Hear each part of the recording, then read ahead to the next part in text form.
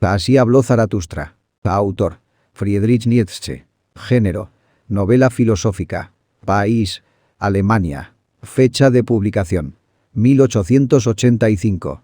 Así habló Zaratustra. Un libro para todos y para nadie es un libro escrito entre 1883 y 1885 por el filósofo alemán Friedrich Nietzsche, considerado su obra maestra. La obra contiene las principales ideas de Nietzsche, expresadas de forma poética. Está compuesta por una serie de relatos y discursos que ponen en el centro de atención algunos hechos y reflexiones de un profeta llamado Zaratustra, personaje inspirado en Zoroastro, fundador del mazdeísmo o zoroastrismo. Compuesta principalmente por 4 partes, de la cual se subdividen en episodios, así entonces a través de diálogos del profeta Zaratustra desarrolla su pensamiento con otros personajes y diferentes circunstancias, expresando la filosofía de Nietzsche en sus relatos. Estructura de la obra. La idea inicial de Nietzsche era estructurar el libro en 3 partes, que vieron la luz a lo largo de 1883 y principios de 1884. El primer volumen fue escrito entre el 1 y el 10 de febrero, el segundo del 26 de junio al 6 de julio y el tercero entre el 8 y el 20 de enero.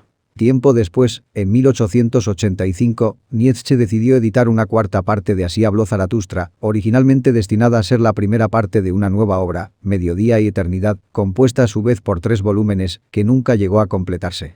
Esta 4ª parte permaneció circunscrita al círculo de amistades del autor, que realizó una edición privada de 40 ejemplares hasta su publicación en 1890. La obra completa en un volumen único, tal cual la conocemos en la actualidad, no fue publicada sino hasta 1892.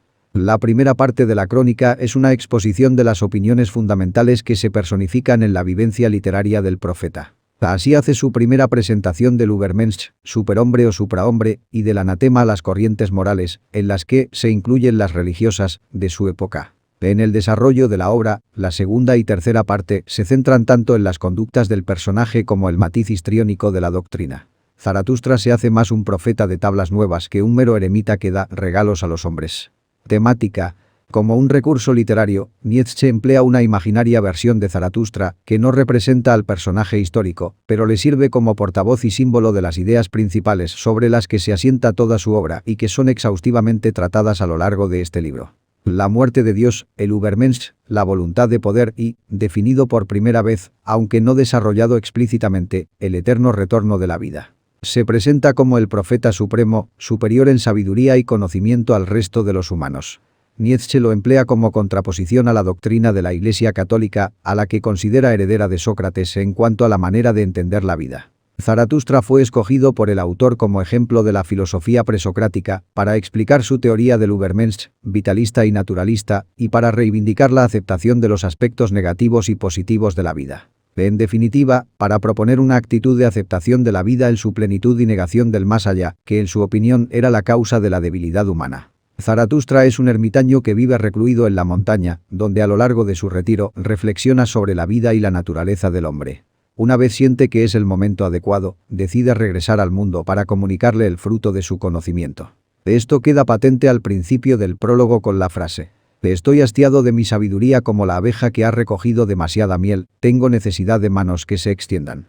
En cierto modo, y como recursiva referencia a la Biblia y la tradición cristiana, presente a lo largo de toda la obra, Zaratustra es un Mesías que lleva al hombre la noticia de su salvación, y al igual que Juan el Bautista anunció la llegada de Jesús, Zaratustra proclama el advenimiento del Übermensch. Es evidente desde el principio el parangón que Nietzsche hace de sí mismo, proyectado sobre la figura del profeta Zaratustra.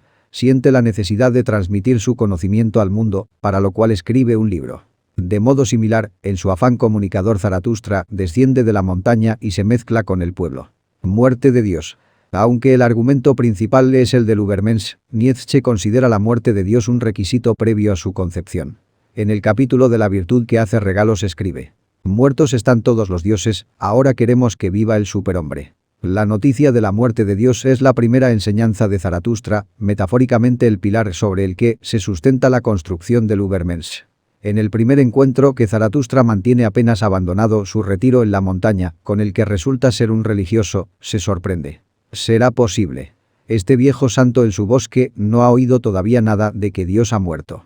La muerte de Dios supone el momento en que el hombre ha alcanzado la madurez necesaria para prescindir de un Dios que establezca las pautas y los límites a la naturaleza humana, o sea, la moral. La moral va inextricablemente ligada a lo irracional, a las creencias infundadas, o más bien inferidas, es decir, a Dios en el sentido de que la moral emana de la religiosidad, de la fe axiomática, de la pérdida colectiva de juicio crítico en pos del interés de los poderosos y el fanatismo de la plebe.